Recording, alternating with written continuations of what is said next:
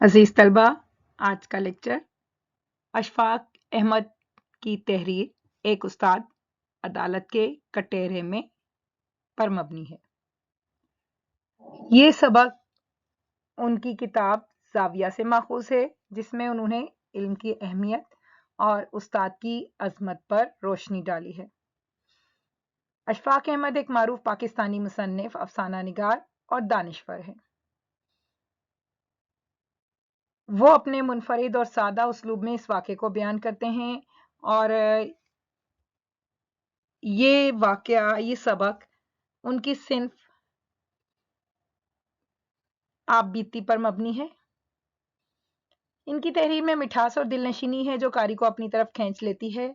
इस सबक में उन्होंने अपने रोम के क़याम के तजर्बात को बयान किया है, जहां एक मामूली खिलाफ वर्जी पर अदालत में पेशी के दौरान उनके साथ गैर मामूली एहतराम का बर्ताव किया गया। अब बात करते हैं मुसन्निफ के उसलूब के हवाले से। जैसा कि पहले भी बताया कि अशफाक अहमद उर्दू अदब के एक अहम सतून हैं, जिन्होंने अपनी तहरीरों के जरिए कारी के दिलो दिमाग पर गहरा असर छोड़ा है।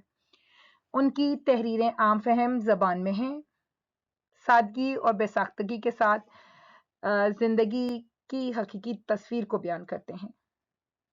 उनके उसलूब की खास बात यह है कि वो अपने ज़ाती तजर्बात और मुशाहिदात को बयान करते हैं। इसका अंदाज खुद नविश्त या आप बीती का होता है, जिसमें वो अपने रोम में क़याम के दौरान में पेश आने वाले वाक़े को बयान कर रहे हैं। इसके साथ साथ इस मज़मून में मकालमात भी शामिल हैं जो किसी भी आप बीती को हकीकत के करीब तर बनाते हैं, जैसे पुलिस वाले और अशफाक अहमद के दरमियान बातचीत।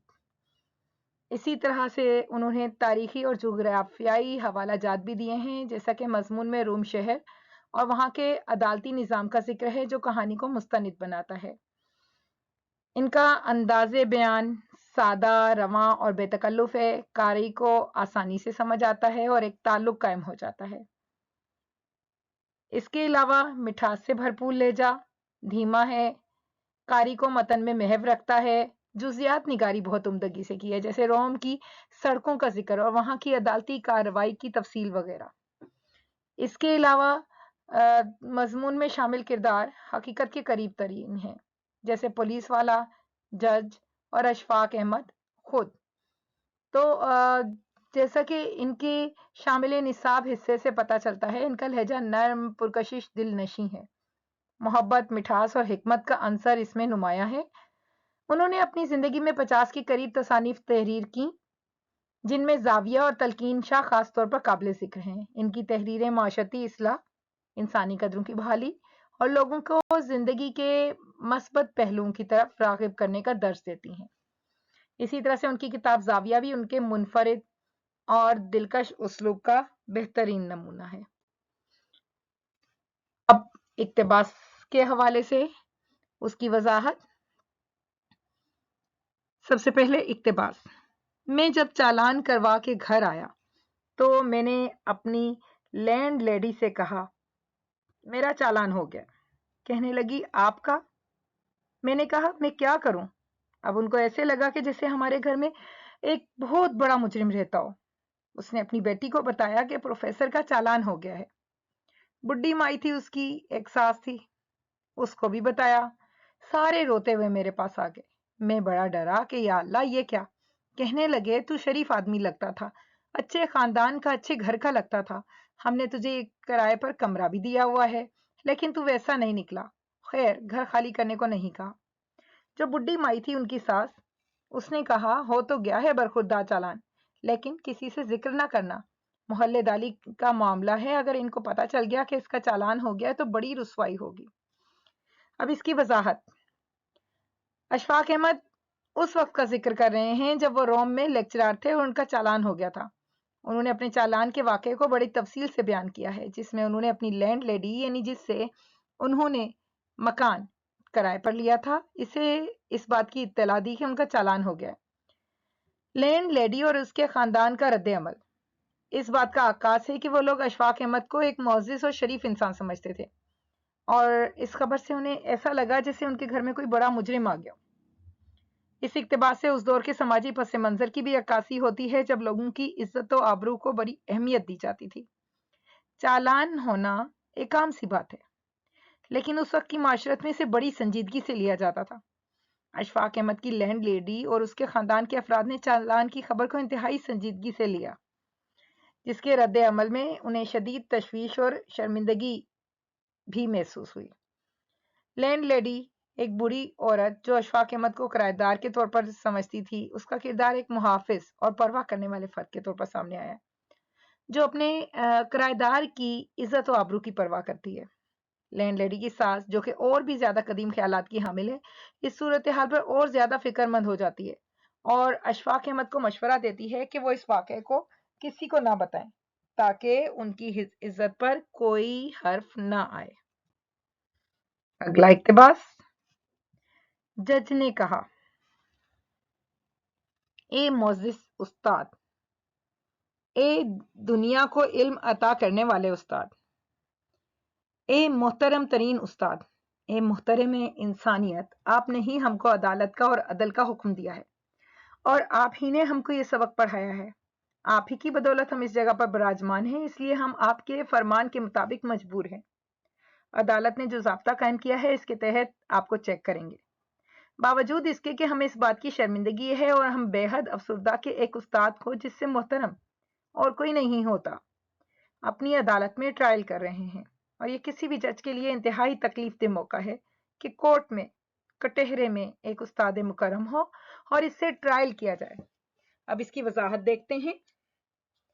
اشفاق احمد کے اس اقتباس میں جج کی جانب سے استاد کی عزت و تکریم کا اظہار کیا گیا ہے۔ جج کی تقریر میں استاد کو معاشرے کا سب سے محترم اور قابل قدر فرد قرار دیا گیا ہے۔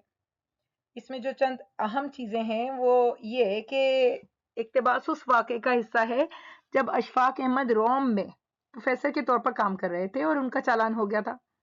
عدالت میں پیش ہونے پر جج نے ان کی حیثیت اور مقام کو مد نظر رکھتے ہوئے انہیں ایک عظیم الشان خطاب دیا۔ جج نے کہا کہ استاد وہ شخصیت ہے جو دنیا کو علم عطا کرتی ہے، عدالت اور عدل کا درس دیتی ہے، انسانیت کی خدمت کرتی ہے۔ گویا اس حوالے سے استاد کی عظمت اور ان کے کردار کی اہمیت کو واضح کیا گیا۔ جج کی تقریر میں استاد کی علمی اور اخلاقی حیثیت کو بھی سراہا گیا ہے۔ جج نے کہا کہ استاد وہ ہستی ہے جس نے عدالت اور عدل کے اصول سکھائے۔ یہ الفاظ اس بات کی عکاسی کرتے ہیں کہ استاد کی حیثیت معاشرے میں کتنی بلند ہوتی ہے اور ان کی تعلیمات کا کتنا گہرا اثر ہوتا ہے۔ اس اقتباس میں جج کی جانب سے عدالت کے ضابطے کی پابندی کا ذکر بھی کیا گیا ہے۔ جج نے کہا کہ عدالت کو قانون کے مطابق عمل کرنا پڑتا ہے، باوجود اس کے کہ انہیں استاد کا ٹرائل کرنا شرمندگی اور افسردگی کا باعث لگ رہا ہے۔ یہ الفاظ اس بات کی نشاندہی بھی کرتے ہیں کہ قانون سب کے لیے برابر ہوتا ہے، چاہے وہ شخص کتنا ہی معزز کیوں نہ ہو۔ عدالت کو اپنے فرائض کی انجام دہی میں کسی بھی قسم کی رعایت یا ترجیح نہیں دی جاتی۔ جج کی تقریر میں استاد کے لیے احترام اور عزت کا اظہار موجود ہے، ساتھ یہ بھی کہ جج کے لیے انتہائی تکلیف دہ موقع ہوتا ہے جب اسے ایک استاد کا ٹرائل کرنا پڑے۔ اس سے ظاہر ہوتا ہے کہ استاد کی حیثیت اتنی بلند ہے کہ ان کا محاسبہ کرنا بھی مشکل کام ہے۔ گویا استاد کے بارے میں وہ قومیں جو استاد کی عزت کو، اس کے احترام کو، اس کی اہمیت کو سمجھتی ہیں، وہی قومیں ترقی کے سفر پر گامزن ہیں۔ اور اسی حوالے سے بتایا جا رہا ہے کہ استاد وہ شخصیت ہے جو معاشرے کو علم اور دانش کی روشنی فراہم کرتا ہے۔ جج کی تقریر میں استاد کی عظمت اور ان کی خدمات کو خراج تحسین پیش کیا گیا۔ اس اقتباس کے ذریعے اشفاق احمد نے استاد کی قدر و منزلت بھی واضح کی ہے۔ انہوں نے بتایا کہ استاد کی خدمات کو کبھی فراموش نہیں کیا جا سکتا، اور جج کی تقریر کے الفاظ استاد کی عظمت اور ان کی خدمات کی قدردانی کا بہترین اظہار ہے۔ اگلا اقتباس، اب میں لوٹ کے آیا تو میں سمجھا یا اللہ میں بڑا معزز آدمی ہوں، اور محلے والوں کو بھی آ کر بتایا کہ میں ایسے گیا تھا اور وہاں پر یہ ہوا۔ وہ بھی جناب، اور میری جو لینڈ لیڈی تھی وہ بھی بڑی خوشی کے ساتھ محلے میں چوڑی ہو کے گھوم رہی تھی کہ دیکھو ہمارا یہ ٹیچر گیا اور کورٹ نے اتنی عزت کی۔ اس کی عزت افزائی ہوئی تو میں یہ سمجھا کہ اس کے ساتھ ساتھ میری تنخواہ میں بھی اضافہ ہوا ہوگا۔ دیسی آدمی جو ہے نا، وہ چاہے ٹیچر بھی ہو، گریڈ کا ضرور سوچے گا۔ کتنی بھی آپ عزت دے دیں، کتنا بھی احترام دے دیں، پھر بھی ضرور سوچے گا کہ مجھے کہیں سے 4 پیسے بھی ملیں گے کہ نہیں۔ میں نے اپنے ریکٹر سے پوچھا تو اس نے کہا نہیں، تنخواہ یہاں پروفیسر کی اتنی ہی ہے جتنی تمہاری پاکستان میں ہے۔ وہ کوئی مالی طور پر اتنے بڑے نہیں ہیں لیکن عزت کے اعتبار سے بہت بڑے ہیں۔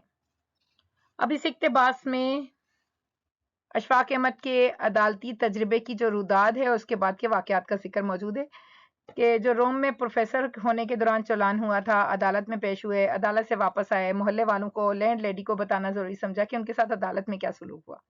اس دوران انہوں نے اپنے آپ کو ایک معزز شخصیت کے طور پر محسوس کیا کیونکہ عدالت میں جج نے انہیں بڑی عزت و تکریم دی تھی۔ محلے والے اور لینڈ لیڈی یہ بھی بڑے دلچسپی سے سنتے رہے۔ لینڈ لیڈی نے فخر کے ساتھ محلے میں بتایا کہ ان کے کرایہ دار پروفیسر ہیں، انہیں عدالت میں بھی عزت ملی۔ اس پر اشفاق احمد سوچنے لگے کہ چونکہ اتنی عزت افزائی ہے تو شاید اس کا نتیجہ تنخواہ میں اضافے کی صورت میں ہوگا۔ ایک مزاحیہ اور طنزیہ انداز میں اشفاق احمد نے اس حقیقت کو بتایا کہ پاکستانی دیسی مزاج کے لوگ چاہے کتنے بھی معزز کیوں نہ ہو، وہ اپنی مالی حالت میں بہتری کی امید رکھتے ہیں۔ وہ یہ سوچتے ہیں کہ عزت کے ساتھ ساتھ مالی فائدہ بھی ہونا چاہیے۔ جب اشفاق احمد نے اپنے ریکٹر سے اس حوالے سے پوچھا تو اس نے کہا کہ پروفیسر کی تنخواہ زیادہ نہیں ہے۔ یہاں اس بات کو اجاگر کیا گیا کہ یورپ میں پروفیسر کی مالی حالت اتنی اچھی ہو نہ ہو لیکن ان کی عزت و احترام بہت ہوتا ہے۔ اشفاق احمد نے یہ بات مزاحیہ انداز میں کہی کہ مالی طور پر وہ زیادہ بڑے نہیں ہیں لیکن عزت کے اعتبار سے بہت بڑے ہیں۔ اس سے یہ سبق بھی ملتا ہے کہ معاشرتی طور پر جو عزت اور مقام ہے، احترام ہے، اس کی اہمیت الگ ہے جو کہ مالی حالت سے کہیں زیادہ ہوتی ہے۔ زندگی میں عزت اور احترام کی اہمیت بہت زیادہ ہے۔ اشفاق احمد نے اسی حوالے سے احساس دلایا ہے کہ ہر معاشرے کی مختلف اقدار ہیں اور اسی حوالے سے یورپی اقوام ہم سے کہیں آگے نکل چکی ہیں۔ اشفاق احمد کا یہ انداز قاری کو سوچنے پر مجبور کرتا ہے۔ ان کے الفاظ میں طنز اور مزاح کی آمیزش بھی ہے جو قاری کو متوجہ کرتی ہے اور اس کے ذہن پر ایک گہرا اثر چھوڑتی ہے۔ یہاں اس حوالے سے میں جرمنی کی اینجلا میریکل سے وابستہ ایک واقعہ بتانا چاہوں گی۔ جب تمام پیشوں کے لوگوں نے اس بات پر ہڑتال کر دی تھی کہ وہ ان کی تنخواہ استاد کے برابر کیوں نہیں، ایسے میں کچھ دن گزرنے کے بعد اینجلا میریکل نے عوام سے براہ راست خطاب کیا اور کہا کہ آپ مجھے یہ بتا دیں کہ میں آپ کو ان لوگوں کے برابر کیسے کر دوں جنہوں نے آپ کو اس مقام پر پہنچایا۔ جب یہ جملہ سننا تھا کہ سب لوگوں نے، ججوں نے، پائلٹس نے، سائنسدانوں نے، ڈاکٹرز نے، انجینئرز نے، سب نے اپنے احتجاج سے واپس لینے کا اعلان کر دیا کہ واقعی ہم استاد کی برابری نہیں کر سکتے۔ اور یہی چیز ہے جو کسی قوم کی عظمت، اس کی برتری، اس کی ترقی کا باعث بنتی ہے، جب استاد کو احترام کی نگاہ سے دیکھا جاتا ہے۔ اب سبق کا خلاصہ، جیسا کہ پہلے بھی بات ہو چکی کہ اس سبق میں اشفاق احمد نے اپنے تجربات اور مشاہدات کو کہانی کی شکل میں پیش کیا۔ واقعہ بیان کیا جب وہ روم یونیورسٹی میں بطور لیکچرر کام کر رہے تھے۔ انہوں نے بتایا کہ روم کی سڑکیں دوپہر کے وقت خالی ہوتی تھی اور سڑکوں کو صاف کرنے کا انتظام بھی کیا جاتا تھا۔ ایک دن وہ اپنی گاڑی چلاتے ہوئے سڑک کے بیچ میں سے گزرے، جب ایک سپاہی موجود تھا اس نے انہیں رکنے کا اشارہ کیا۔ جب انہیں اپنی غلطی کا احساس بھی ہوا، لیکن وہ سپاہی کو دیکھ کر طنزاً مسکرا دیے کیونکہ وہ سڑک کے بیچ میں سے گزرے تھے جو کہ قانون کی خلاف ورزی تھی۔ سپاہی نے انہیں روکا، لائسنس طلب کیا۔ اشفاق احمد نے بہانہ کیا کہ وہ زبان نہیں جانتے۔ سپاہی نے ان کی بات نہیں مانی، ان کا چالان کر دیا جو 12 آنے کا تھا۔ وہ اپنے کرائے کے مکان میں واپس پہنچے تو لینڈ لیڈی کو بتایا۔ اس واقعے سے ان کی لینڈ لیڈی اور ان کی ساس بہت پریشان ہو گئی اور انہیں تاکید کی کہ کسی سے ذکر نہ کریں۔ اشفاق احمد چالان جمع کرانے میں تاخیر کرتے رہے اور جب دوبارہ یاد دہانی کے طور پر تار ملا تب بھی بھول گئے۔ نتیجتاً انہیں عدالت میں پیش ہونے کے لیے سمن ملا۔ انہوں نے اپنے ڈاکٹر دوست سے وکیل کی مدد طلب کی لیکن وکیل نے بھی یہی مشورہ دیا کہ خود عدالت میں جا کر معذرت کریں۔ اشفاق احمد عدالت پہنچے، جج کے سامنے پیش ہوئے، جج نے سوالات کیے، پتہ چلا کہ استاد ہیں تو جج اور عدالت کا تمام عملہ احتراماً کھڑا ہو گیا۔ जज ने उन्हें कुर्सी पर बैठने का हुक्म दिया और उस्ताद के मुकाम की तारीफ की। अशफाक अहमद ने अपनी गलती तस्लीम की और माजरत की, लेकिन जज ने कानून के मुताबिक इनका जुर्माना बढ़ाकर 1.5 रुपए कर दिया। इस वाक़े ने अशफाक अहमद को एहसास दिलाया कि उस्ताद का मुकाम कितना बुलंद है और माशरती निज़ाम में उस्ताद को कितना एहतराम दिया जाता है। ये तजर्बा इनके लिए एक यादगार लम्हा बन गया। जब उन्होंने इस बात को अपने दोस्तों और मोहल्ले वालों के साथ बयान किया तो सब ने उनकी इज्जत अफजाई की। उन्हें यह भी एहसास हुआ कि उस्ताद की माली हालत चाहे जैसी भी हो, लेकिन उस्ताद का एहतराम बहुत बुलंद होता है और वही मुआशरे तरक्की करते हैं जो उस्ताद को अहमियत, उसका मुकाम देते हैं। अब बात करेंगे इस सबक के मरकजी ख्याल की। जैसा कि पहले भी बयान किया जा चुका, यहाँ मरकजी ख्याल अखलाकी सबक तालीम की अहमियत के हवाले से, उस्ताद की इज्जत और तकरीम के हवाले से और कानून के एहतराम के हवाले से। एक तो ये कि उस्ताद का मुकाम व मर्तबा माशरती और अखलाकी लिहाज से बहुत बुलंद है। उन्होंने अपने ज़ाती तजुर्बे के ज़रिए इस बात को वाज़ेह किया है कि माशरती निज़ाम में उस्ताद की इज्जत और तकरीम की बदौलत ही इंसान तरक्की कर सकता है। और इसके अलावा जैसा कि उन्होंने बताया कि रोम में एक छोटे से कानूनी मामले में ना सिर्फ अदालत में एहतराम दिया गया बल्कि माशरती सतह पर भी इज्जत अफजाई की गई। साथ ही साथ ये पैगाम भी दिया गया है कि इल्म और असातिज़ा की इज्जत करना और कानून की पासदारी करना, कानून का एहतराम करना भी एक मुहज़्ज़ब मुआशरे की बुनियादी निशानी है। वही मुआशरे जो उस्ताद को इज्जत देते हैं, वही मुआशरे जो कानून का एहतराम करते हैं, वही तरक्की की राह में आगे बढ़ते हैं। अब इसी हवाले से कुछ अहम वजाहतें, जिसमें सबसे पहले अशफाक अहमद के हवाले से कि उर्दू अदब के मुमताज़ मुसन्निफ़, अफ़साना निगार, दानिश्वर थे। ज़ाविया, तलकीन शाह जैसी किताबें लिखी और उर्दू ज़बान के फ़रोग़ में अहम किरदार अदा किया। अच्छा, इस सबक में रोम यूनिवर्सिटी का जिक्र है। ये इटली की एक मशहूर यूनिवर्सिटी है जहाँ अशफाक अहमद ने बतौर प्रोफेसर खिदमत अंजाम दी, लेक्चरर के तौर पर भी काम किया और इस दौरान कई अहम तजर्बात हासिल किए। फिर अख्तर शेरानी की बात की गई है, जो कि उर्दू के मारूफ शायर थे, जो अशफाक अहमद के लाहौर की रहायशगाह के करीब रहते थे। उनकी शायरी और शख्सियत ने अशफाक अहमद पर गहरा असर डाला। और साथ ही साथ पैलेस ऑफ द जस्टिस का जिक्र मौजूद है। ये रोम में वाक़ अदालत का एक वसी और अरीज़ महल है, जहाँ अशफाक अहमद का एक छोटा सा कानूनी मामला पेश आया। इस वाक़े ने इनके दिल पर गहरा असर किया और ये इनकी तहरीर में भी वाज़ेह तौर पर नज़र आता है।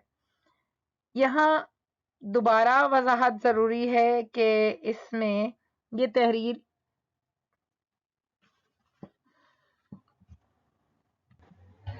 मुसन्निफ़ की खुद नविश्त या आप बीती है। इसमें मुसन्निफ़ ने अपनी ज़िंदगी के हकीकी वाक़यात बयान किए हैं और जिस अंदाज में बयान किए हैं वो सादा, दिलकश और हकीकत पसंदाना अंदाज है, जिससे कारी को उनकी ज़िंदगी के मुख्तलिफ पहलुओं के बारे में इल्म होता है। इनका बयानिया अंदाज कारी को मुतासिर भी करता है और मुसन्निफ़ के तजुर्बात और एहसासात से भी जोड़ता है। इन चंद निकात को हम तनकीदी जायजे के तौर पर भी इस्तेमाल कर सकते हैं। अपना लेक्चर यहीं ख़त्म करूँगी।